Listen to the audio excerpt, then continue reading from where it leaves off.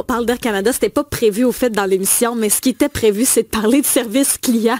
Oui. Puis la meilleure personne pour nous parler de ça ce matin, c'est Sarah Gilbert, parce qu'on remarque avec le temps, il y a plusieurs exemples, je l'ai vu cet été, le service client est en chute libre, l'expérience client.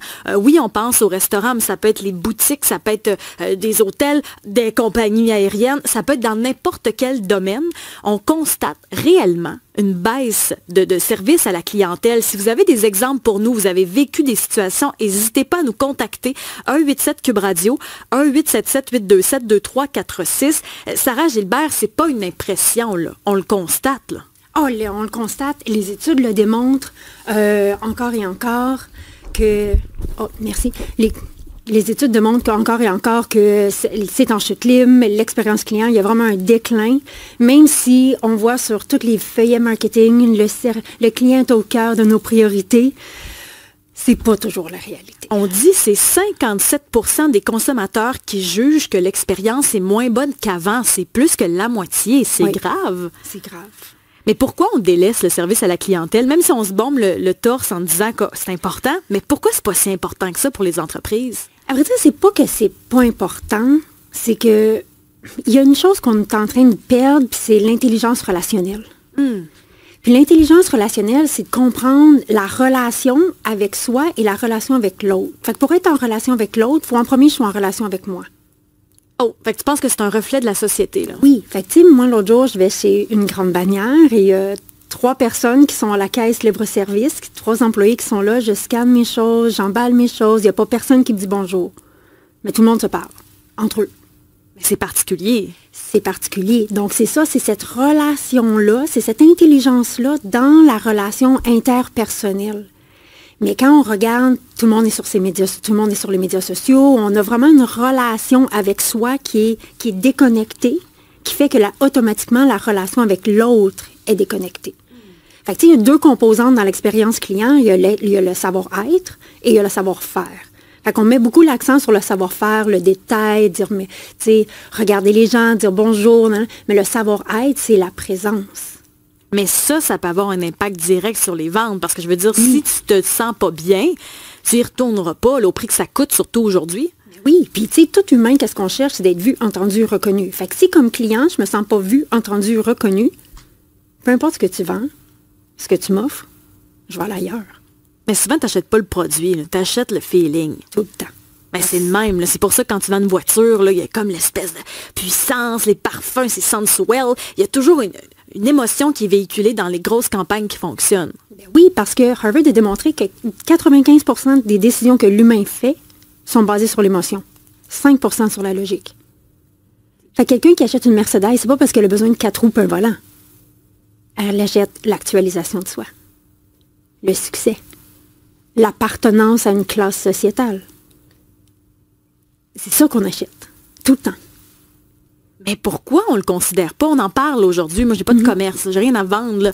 Mais pourquoi moi, je le sais, ça? T'sais, pourquoi on l'applique pas quand tu as un commerce? Je veux dire, les entrepreneurs passent du temps, c'est leur vie. Les petites PME, là, tu prends pas de vacances. C'est beaucoup d'investissement de soi et d'argent. Mais comment ça, on ne considère pas plus l'expérience client que ça? Fait que moi, il y a comme je cartographie les choses dans la vie. Puis l'expérience client, c'est le résultat de la culture d'entreprise. La culture d'entreprise, c'est le reflet du leadership. Et le leadership, c'est le reflet du self-leadership du leader.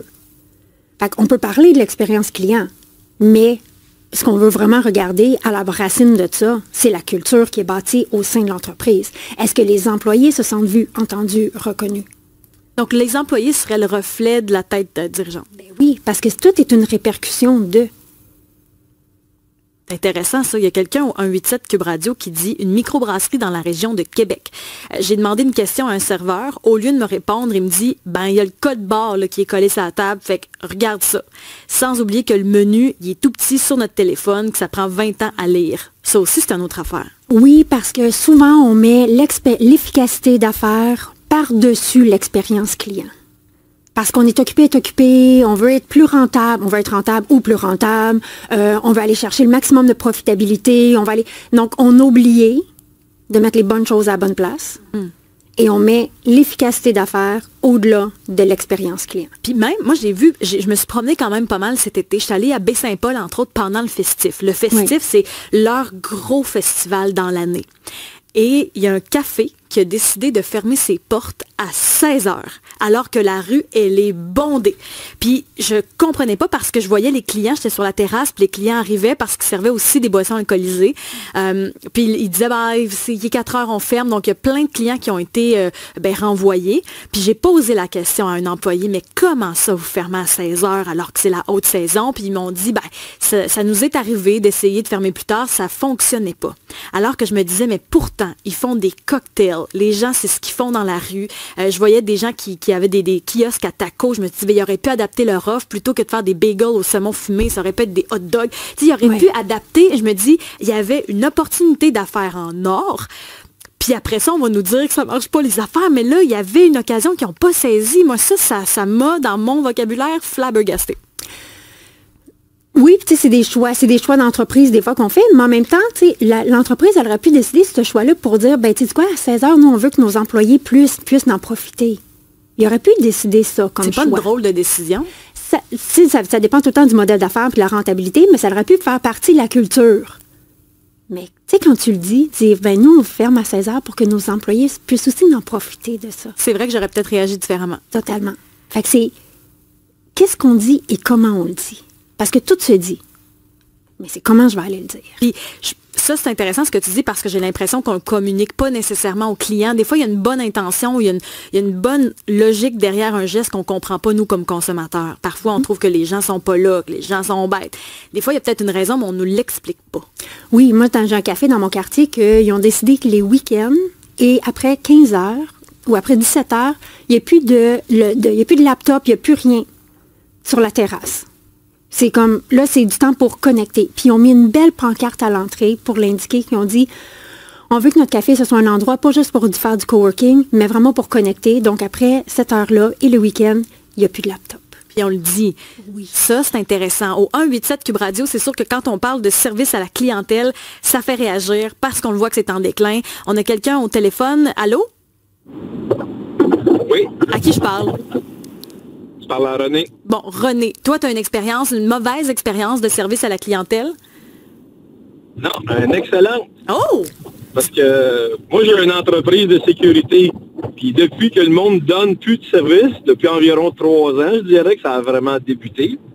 Ma clientèle a triplé parce que moi, je donne du service. Fait que le monde y appelle, dit « Hey, ça a décroché, j'ai du service. » Ils appellent même pas ailleurs, il faut en faire chez nous. Parce que vous répondez au téléphone. Dans le fond, ce que les gens vous disent, c'est « J'appelle ailleurs, ça répond pas. » Bon, ça répond pas, ils vont me rappeler dans 48, 60 heures. La personne qui me répond connaît à peu près pas sa job ou n'a pas l'air intéressée. Il y a beaucoup de monde, là, je te dirais, une fois aux 2 semaines environ, je décroche la ligne, le client me dit « ta job ».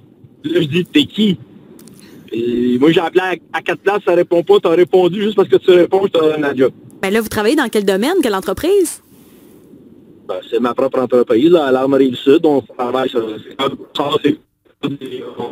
La ligne est très, très mauvaise. Vous avez dit Alarme Rive-Sud, donc vous vous spécialisez dans les alarmes. On l'entend plus, hein? On vous entend plus, mon cher. Oh, et la ligne, es-tu encore là? M'entendez-vous? Ouais, est-ce que tu m'entends? C'est intermittent comme le service d'Air Canada. Bon, dites-moi ça. Alarme Rive-Sud, vous dites, vous vous spécialisez? Oui, nous, on se spécialise dans tout ce qui est caméra, carte d'accès, ces choses-là. Et je vais le dire demain, l'incompétence des autres vous sert. Oui, totalement. Il y a toujours une opportunité, bravo, parce que c'est ça. Les entrepreneurs, les entreprises qui sont allumées, éveillées, réveillées, font « OK, à ta minute, là. » On ne connaît pas. Puis, tu sais, l'expérience client, c'est pas des grands gestes. C'est des petits gestes ciblés.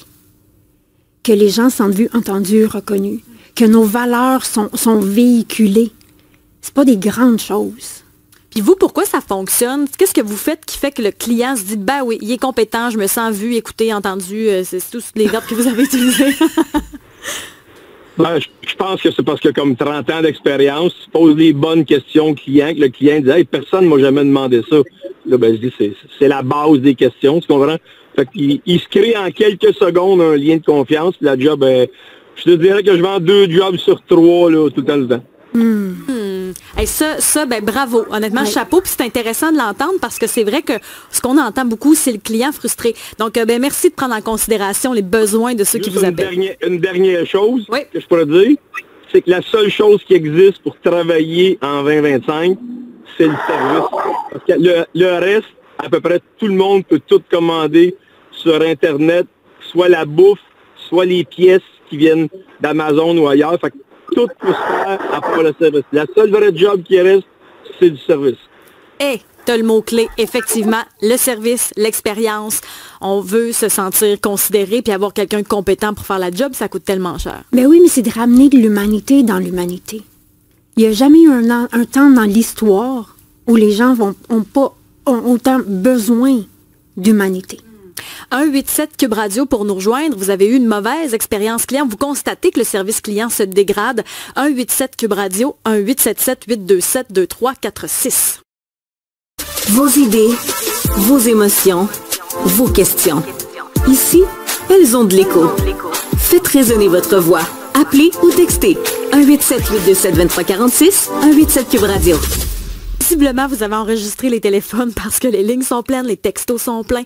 Est-ce que vous trouvez que l'expérience client se dégrade? Sarah Gilbert est toujours avec nous, stratège d'affaires et conférencière. Et on ajoute à la discussion de Jennifer Maline, que vous connaissez entre autres avec Lady Porcelaine. Bienvenue à l'émission. Merci. On accueille tout d'abord, vous allez pouvoir réagir parce que vous avez l'expérience dans le domaine. C'est Roxane qui est au téléphone tout d'abord. C'est pas Roxane, c'est Yannick. Yannick, bienvenue à l'émission. Oui, hello. Yannick, vous avez eu une mauvaise expérience client, vous? Absolument. Je suis pas une mauvaise expérience client. J'ai plusieurs boutiques, puis j'essaie de donner mon expérience client à tous mes clients. Ça fonctionne pas super bien. Je sais pas où ce que vous êtes, mais le son est très mauvais. Je sais pas si vous bougez en même temps, mais ce qu'on comprend, Yannick, c'est que vous avez une entreprise. On dirait que vous êtes comme en train de faire laver votre téléphone ou je ne sais trop. Peut-être c'est ça. Ah, c'est mieux. Écoute, moi j'ai plusieurs boutiques. J'essaie de donner l'expérience client à tous mes clients, j'essaie d'être gentil, etc. Puis là, je suis mitigé dans les... Puis d'ailleurs, je vous le dis, là, tu sais ce que la dame dit, ça vient directement du propriétaire. Tu sais, les employés reflètent la tête dirigeante. La tête dirigeante, OK. Puis le meilleur exemple, va chez Costco, tu vas voir c'est quoi. Et je disais ça à ma femme pas plus tard que lundi. Je dis, écoute, il y a des entreprises que tu le vois, là. Tu vois la tête dirigeante, tu vois les employés, puis ils engagent ce qu'ils reflètent. On engage ce qui va avec nous. On veut s'entendre avec eux autres. On veut être, on veut être copains, copines, on veut avoir un bon service, puis on engage vraiment ce qui nous reflète, qui reflète notre personnalité le plus possible. Puis il y a plein d'entreprises que c'est rendu comme ça. Service client, 0, souvent. De l'autre côté, nous, on a plusieurs boutiques, comme je disais, on donne un super service client, puis des fois, ça ne te tente plus de le donner. Pourquoi? Ben, c'est comme si tu leur vendais ton entreprise.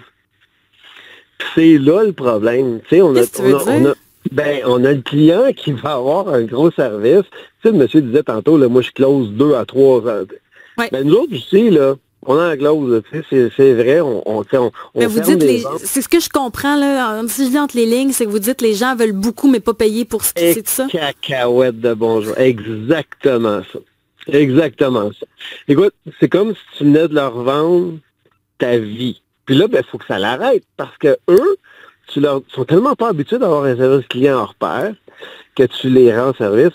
Pour te donner une idée, là, samedi, j'ai pris du soin, je fais plus de vente. Je fais une vente, peu importe. Ben écoute, on a commandé les appareils ménagers de la dame. Parce qu'elle s'est dit, ça fait partie de mon service client. On fabrique des cuisines, nous autres. Bon. C'est ça. Fait que vous, dans le fond, vous débordez de votre champ, là, mais pour faire plaisir, puis les gens sont pas contents. Pareil. Ouais. Puis de l'autre côté, tu as les gens qui veulent rien savoir de ton service client parce que eux sont habitués de pas en avoir. Donc, on parle des 25-40. 25-38 ans. Je te remercie beaucoup, Yannick, pour ton témoignage. Je dois écourter ça, mais merci d'avoir ajouté ta voix à l'émission. Jennifer, toi, tu travailles avec ton entreprise, c'est Lady Porcelaine, donc l'expérience de vivre finalement le thé à l'anglaise pourquoi c'est si important de miser sur le service à la clientèle? Ben, OK. Moi, je trouve qu'il y a une grande différence entre service à la clientèle et expérience client. Service à la clientèle, pour moi, c'est être réactif. Là, c'est en fait, c'est comme un pompier, c'est que tu vas venir éteindre des feux. Souvent, t'appelles pas à service à la clientèle pour dire, hey, super service, c'est, là, il y a un problème, c'est des plaintes, j'ai pas eu, mais c'est comme le service que je voulais, les produits à temps. Tandis que l'expérience client, c'est vraiment aller chercher, comme Sarah disait, les émotions. C'est apporter les clients ailleurs. Puis on n'a comme pas le choix en ce moment avec tous les commerces. Les gens, avec la pandémie, sont habitués d'acheter, mais se sont ennuyés d'avoir des expériences. Tu le faisais de la maison. Puis pour moi, c'est là je trouve que c'est important, pas juste pour se démarquer, mais aussi pour l'entrepreneur. Là. Moi, vendre pour vendre, hey, ça ne me tente pas. Mais quand je vois les gens qui rentrent chez nous, chez Lady Porcelaine, qui sont émus, parce que moi, l'expérience client, c'est avant même qu'ils achètent. Ça commence aussitôt qu'il y a un contact, jusqu'à, mettons, la vente. Puis c'est là, tu sais, comme, quand tu vois ce que tu amènes aux gens, c'est les émotions, mais ça devient tellement plus pertinent pour les entrepreneurs. Comme là, Yannick, comme il disait, ben, ça ne tente plus. Je trouvais ça triste de l'entendre parce que, tu sais, ça dépend c'est quoi ta valeur, la mission de l'entreprise aussi. Puis c'est vrai, moi, ma gang, là, mon équipe, là, je suis capable de partager mon enthousiasme parce que eux autres sont au front. Fait qu'ils voient l'impact. Puis à chaque matin, c'est comme, on se le dit, c'est là aujourd'hui, je ne sais pas qui on va toucher, mais on va toucher une vie. Puis est-ce que c'est dur pour être comme entrepreneur? C'est sûr que ça demande plus de temps puis d'investissement de faire l'expérience client. Oui. Est-ce que c'est réaliste en 2025? Est-ce que c'est difficile à créer en 2025? Bien, c'est pas une question de budget, c'est une question, comme Sarah disait, de culture. C'est la culture de l'entreprise, ça commence avec ça, puis c'est pas... c'est drôle. En tout cas, moi, j'écoute des podcasts, puis c'est une grande entrepreneur, elle dit, on n'a pas besoin d'écrire sur les murs, c'est toutes les valeurs. Oui. Non. Des posters. Faut pas faire ça, non, tu sais quoi? Puis ça, c'est à tous les entrepreneurs qui nous écoutent en ce moment, là. C'est qui tu engages, puis c'est qui tu claires. C'est ça ta culture d'entreprise. Fait que moi, si quelqu'un, c'est arrivé, il y a une fille qui est rentrée une journée, puis ça a pris 15 minutes, j'ai dit, c'est clair, ça ne marchera pas. Merci, on ne perdra pas de notre temps parce que je l'ai vu, son investissement qui n'était pas à la hauteur de Lady Porcelaine. Fait que oui, ça prend plus d'investissement de moi, mais pas monétaire parce que tu vas aller chercher de l'argent. Les employés adhèrent à ça. Tu sais, quand je parle d'investissement, c'est pas que monétaire, c'est aussi en termes d'employés. Puis... Oui. Fait que c'est ça. Fait que laissez faire la culture avec la mission. Oui, c'est important. Là, mais tu sais, en arrière, hey, ça n'a même pas rapport. Oui, tu sais, aller faire sourire quelqu'un aujourd'hui. Non, ça dépend, c'est qui t'engage. Oui, c'est ça. C'est qui t'engage, puis c'est qui tu claires. C'est plate, mais c'est ça, être une business. Mais je vais faire du pouce là-dessus. Le rôle d'un leader, c'est direction-protection. Ouais. Direction, c'est où on s'en va. Protection, c'est tu peux faire ce que tu crois qui est bon pour nous amener dans cette direction-là. Zéro répercussion. Fait que pendant des décennies, on a travaillé sur la sécurité physique, le salaire, les conditions salariales, nanana. Mais ce que l'humain a besoin, c'est une sécurité émotionnelle. Est-ce que je peux utiliser ma créativité et mon autonomie pour contribuer? Fait que si on revient à l'appel de Yannick pour les cuisines, mais Yannick ne fait pas des cuisines. Il crée des espaces où les souvenirs de famille se font. Ouais. Puis quand tu te positionnes comme ça, puis quand c'est ça ta culture, tu négocies plus sur un prix. Fait que tu peux en ajouter des affaires dans ton expérience. On comprend peut-être aussi Yannick qui dit des fois ça me tente moins parce qu'il me semble que les gens ne sont pas reconnaissants. Il y a Roxane aussi au téléphone, au 187 Cube Radio. Roxane, toi, tu trouves que l'expérience client se dégrade? En fait, je trouve qu'on a oublié le pouvoir de la gentillesse. Moi, je suis propriétaire d'un hôtel pour chats. Puis, je peux vous dire que je donne beaucoup de moi-même. L'amour, la gentillesse, la présence, l'écoute. Puis, mon entreprise, là, elle a monté en seulement 1 an et demi, là, d'une façon incroyable. Les avis sur Google le démontrent très bien. Ça parle que d'amour. Sur mon Facebook, on voit tout ce que je fais avec leur petit amour, leurs chats. Ils sont en vacances, ils peuvent voir qu'est-ce qui se passe. Je trouve que c'est important aujourd'hui. On a oublié le pouvoir de la gentillesse. Vous êtes à quel endroit? Quel est le nom de votre commerce? Oui. Ça s'appelle Hôtel 4. C'est le chiffre, mais c'est sous-entendu. C'est à Mont-Saint-Grégoire. Bon, puis vous voyez, vous dites la gentillesse, on l'a oublié, puis dans mon cas, c'est ma stratégie d'affaires. Oui, exactement, puis je peux prouver que ça fonctionne bien. Ça fonctionne pas bien, ça fonctionne super bien. Puis mes clients j'ai de la reconnaissance de mes clients, c'est incroyable. J'ai jamais reçu autant d'amour. J'en ai jamais autant donné, mais j'en ai jamais autant reçu. Wow! Je suis sûre que tes clients, parce que c'est ça l'expérience client, quand les gens t'aiment, là, tu sais, Walt Disney, là, est-ce que vous êtes allé à Walt Disney? Ben, une fois à Paris, là. T'en rappelles-tu ce que tu as mangé? Non. Mais est-ce que tu te rappelles comment tu t'es senti?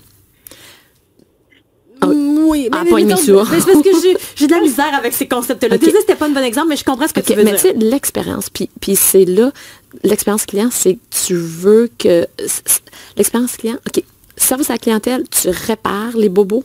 Expérience client, c'est que ça va éviter de devoir réparer, ça va juste encourager les gens à vouloir revenir puis à en parler. Ils vont en parler à leur entourage, puis c'est ça l'expérience client. Puis c'est drôle qu'aujourd'hui, on a juste des entrepreneurs qui ont appelé. C'est intéressant, j'adore ça, Roxane. Merci de ton témoignage. Puis oui, allez-y, ça va. Roxane, elle démontre qu'elle aime. C'est ça. Fait que c'est pas, tu sais, ça devient même son travail à elle, puis tu sais, si elle a des employés, même eux autres, ils ont plus de fun. Quand nous, comme culture, quand nous, on tripe ensemble, ben c'est ce qu'on redonne aussi à nos clients. Joanne est au téléphone, je vous dis, ça dérougit pas. Joanne au 187 Cube Radio, bienvenue à l'émission. Allô, ça va bien? Ben nous, ça va super bien. Toi, est-ce que tu voulais nous parler d'expérience client désagréable? Non, exact. Non, ben, pas tout à fait désagréable, sauf que moi j'ai travaillé pour des grandes bannières. J'ai été 35 ans dans la restauration. Je travaille encore en boutique. J'ai eu un restaurant. Je pense que sans blesser les jeunes d'aujourd'hui ou la société d'aujourd'hui, je crois qu'on avait plus le sentiment d'appartenance oui. à notre bannière. Tu sais. Aujourd'hui, ben, les temps sont durs, la vie est difficile. Le monde travaille pour travailler, pour se sortir du pétrin, se sortir du trou. Fait que, tu sais, c'est comme on se dépêche. Puis, je trouve que le service client, il y a un gros manque là-dedans, justement, à cause de tout ça, tu sais. Comment on pourrait l'expliquer, ce désengagement des employés? Il y a une émotion. Ben, tu sais, moi, je pense que... Ben, moi, en tout cas, j'ai toujours pensé... Et puis, je pense que je me suis pas trompée parce que j'ai aujourd'hui 67 ans puis je travaille encore. J'ai toujours dit et pensé avec les personnes avec qui je travaille de jamais oublier que la personne qui franchissait la porte, c'est elle qui faisait ton salaire. Donc, prends-en soin. Bravo, Joanne. Et ça termine bien la semaine. Oui. Merci de ton appel. Ben, ça fait plaisir. Passe une belle journée. Ben, toi aussi, merci d'être à l'écoute de Cube. Ben, pourquoi on se désengage comme ça des entreprises? Parce que c'est pas bête ce qu'elle dit. Puis on le voit, la fidélité, le roulement de personnel. Ben, pourquoi on ne porte plus les bannières dans notre cœur quand on y travaille? Mais on le voit dans les boutiques de vêtements, entre autres, qu'on connaît, là, pas toutes, mais les boutiques... C'est des sourires automatiques là, qui viennent ou pas de sourire. Du cœur. Quand c'est pas des entreprises typiques québécoises, on voit les Arats de ce monde et tout ça, il n'y a pas vraiment de sourire là-dedans. Mais on a parlé tantôt du sentiment d'appartenance. Que le sentiment d'appartenance n'est pas là. Il y a une émotion qu'on sous-estime, qui est selon moi l'émotion humaine la plus importante, c'est la fierté. Ouais. Est-ce que je suis fière? Est-ce que je suis fière de travailler où est-ce que je travaille? Est-ce que je suis fière de qu'est-ce que je fais? Est-ce que je suis fière de qui je suis? La fierté, c'est une émotion qui était omniprésente dans le passé, qui est moins présente de nos jours. J'ai adoré mon expérience chez Lady Porcelaine, de la beauté, du raffinement, de la fénerie. Jennifer nous l'a tellement bien fait. C'est Dominique qui nous écrit ça. Une perle de la réservation jusqu'à la visite. Ben, écoute, moi, c'est hyper important, mais le monde qui travaille pour moi, là, qui travaille chez Lady Porcelaine, c'est mon équipe, c'est la famille. Elles ne sont pas obligées. C'est toutes des femmes qui ont des carrières, qui sont venues chez Lady Porcelaine, que j'ai tripé avec, parce que moi, je suis une tripeuse professionnelle. Moi, je veux faire triper le monde. Si moi, je tripe, je vais faire triper le monde. Si j'arrête de triper, c'est mieux que j'aille des ambassadrices. Puis, c'est ça qui fait, je pense, que les gens reviennent. Mais garde, tu vois, moi, mon expérience client, c'est que toutes les convives, puis moi, ça s'appelle pas des clients, je déteste, j'aime pas ce mot-là, expérience client, c'est des invités, là. La minute que les gens, tu commences à les appeler par leur nom, puis c'est tellement beau que là, on fait un pique-nique pour tous nos convives qui sont venus 5 fois et plus. Fait que c'est juste eux autres pour qu'on puisse s'asseoir avec toute l'équipe, qu'on puisse apprendre à se connaître davantage parce que ils font partie, tu fais partie, tu viens chez nous, c'est toi qui apportes cette énergie-là. Fait qu'on contribue ensemble à rendre une journée meilleure. Tu sais, puis c'est arrivé qu'on a eu des clients, puis ça me fait rire parce que moi, j'aimerais ça faire des avis Google sur les clients. Tu sais, il y en a des convives. Hey, tu me niaises-tu ton étoile 1, là, moi aussi, j'aimerais ça t'appicher. À un moment donné, je vais le faire. Mais ça, tu as raison, le client, mais je trouve qu'on parle souvent justement du client pas fin. Il y en a plein, mais tu sais, celui chez qui on va consommer, je trouve que lui aussi doit être imputable au prix que ça coûte aujourd'hui. Et ça, c'est ce que tu maîtrises très bien. Oui. Tu sais, mais c'est ce que je trouvais aussi cet été quand je me suis baladée à Trois-Rivières, sur la rive sud de Montréal. Je suis allée à Baie-Saint-Paul, à Baie-Comeau. Je suis allée un peu partout, puis je me disais, ça n'a pas d'allure, peu importe la région où je me trouve, le prix que ça coûte parfois d'aller au resto, ce qu'on me sert, le type de service que j'ai, j'en reviens pas, tu sais. Mais on est occupé. Puis quand on est occupé, j'ai pas d'espace mental pour accéder à mon humanité. Je vis dans ma tête. Je vis dans l'efficacité. Alors, prenez des notes, mes chers amis, parce qu'on veut vivre cette expérience client que nous fait vivre Jennifer Maline de Lady Porcelaine, que vous voyez à Montréal. Sarah Gilbert, stratège d'affaires et conférencière. Merci à vous deux. Cette discussion aurait pu durer des heures, mais j'espère qu'il y en a quelques-uns qui ont pris des notes. Puis bravo à ceux qui font attention, à ceux qui ont appelé aussi.